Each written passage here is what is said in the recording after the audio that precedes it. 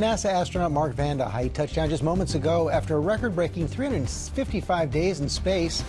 He landed aboard a Russian aircraft, a return trip rattled by Vladimir Putin's invasion of Ukraine. Russia even threatened at one point to leave him on the International Space Station.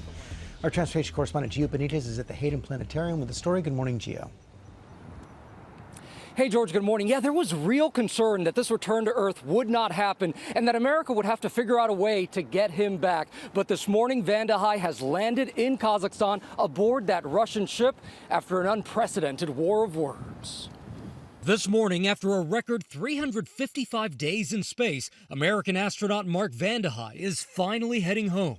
And Vande Hei now leaving the space station, making his way inside the Soyuz. Seen boarding Russia's Soyuz spaceship with Russian cosmonauts overnight, leaving the International Space Station to return to Earth. The Soyuz MS-19 begins the journey home to complete a year-long odyssey for Mark Vande Hei.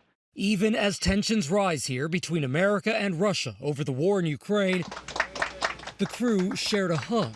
One of the Russian cosmonauts saying this. People have problem on Earth, on orbit. We are one crew. For weeks, the head of the Russian space agency, Dmitry Rogozin, had threatened to leave Vande Hei on the space station in response to American sanctions on Russia, posting this spoof video showing the Russian cosmonauts waving goodbye to Vande Hei. Another video showed technicians covering up the U.S. and Japanese flags on a rocket. Former NASA astronaut Scott Kelly took to Twitter, telling Rogozin, without those flags and the foreign exchange they bring in, your space program won't be worth a damn. Rogozin tweeted back, "Get off, you moron. Otherwise, the death of the International Space Station will be on your conscience." The tweet was later deleted. It's a very childish thing to be doing when you're responsible for people's lives in space, to be producing videos of leaving people behind and threatening to drop a space station. I think he has more important things to be doing, but he clearly doesn't.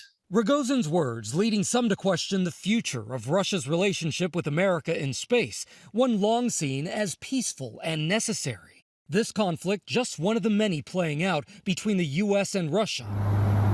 From space to the Arctic, where both sides are battling for control as tensions rise.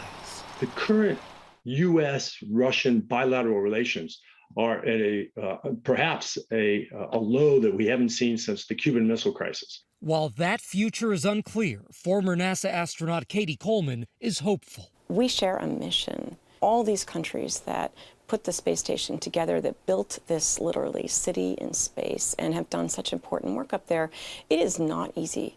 And we don't do these things because we just want to do them. It's because they're part of something so much more important.